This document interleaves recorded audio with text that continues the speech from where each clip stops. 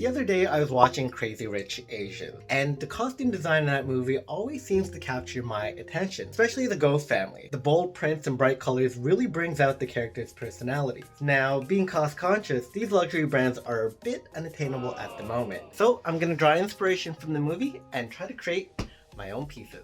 To make these pieces, I needed to work with bright, bold patterns, and with new lockdown restrictions in place, I wasn't able to shop in-store to pick up the fabric materials. But luckily, Fabricville had an online sale and I was able to get what I needed shipped to me from Montreal. For the first piece, I decided to make a lightweight sweater. I start by tracing out an existing sweater that had a nice fit, cutting out a front panel, back panel, and 2 arms. Lining up the front and back panels with the right sides facing each other, I then sew them in place across the shoulders. Next, I line the arms across the armhole with the right sides facing each other and sew those in place. Once the arms are secure, I then sew down the length of the arm starting at the armpit, and then return to the armpit to sew down the length of the side. Okay, I gotta get back to work because I've just finished my lunch break, so I'm gonna leave that there for a little bit and then come back and finish it off shortly. I continue by measuring out the waistband, arm cuffs, and collar, and cut the pieces I need. I fold the arm cuffs in half, as well as the collar, with the right sides facing each other, and lay the front and back pieces of the waistband together, right sides facing each other, and sew them in place. You'll notice that I folded the collar incorrectly. This is wrong. You only need to fold it in half like the arm cuff and sew them by the seam. Next, I turn the pieces inside out, fold them again in half so that the right sides are facing out on all sides. Line up the pieces to the waist, wrist, and collars so that the raw edges are aligned, and sew them in place. First piece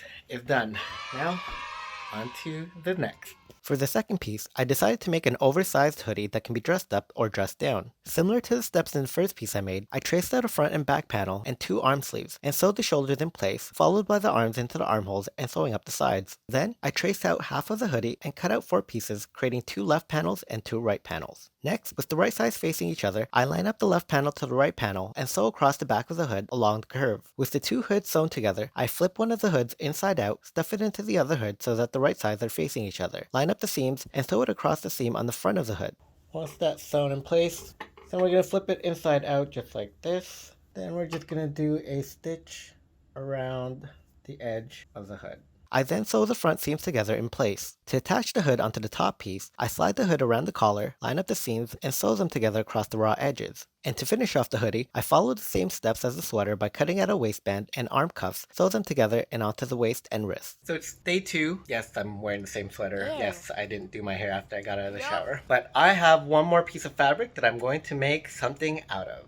For this final piece, I decided to create a simple cardigan for easy layering in cooler and milder temperature. I traced out my favorite cardigan to get the back piece and 2 front pieces, adding a bit of length at the bottom. With the right sides facing each other, I line up the 2 front pieces and sew it together across the top. This is to create the bunched up collar effect. Then, I line up the front piece with the back panel, right sides facing each other, and sew it across the shoulder. The next couple of steps are identical to the other 2 pieces, where I cut out the arm sleeves, attach them onto the armholes, sew down the length of the arms and sides, and attach the arm cuffs to the wrists. To finish off the cardigan, I cut out the bottom to get the desired length, fold up about 1/4 of an inch, and sew a straight hem all the way through.